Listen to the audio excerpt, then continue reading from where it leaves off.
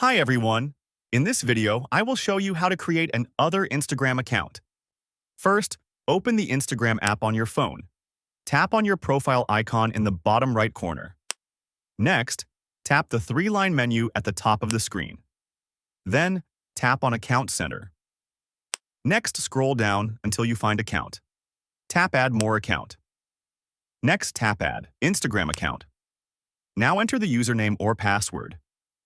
Next, enter the phone number where you receive SMS for verification. Tap Next. Next, enter the code. Tap Next.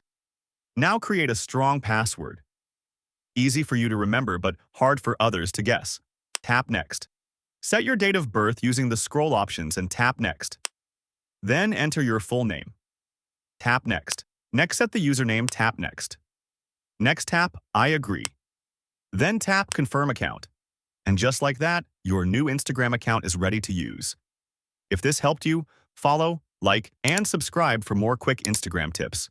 Thanks for watching.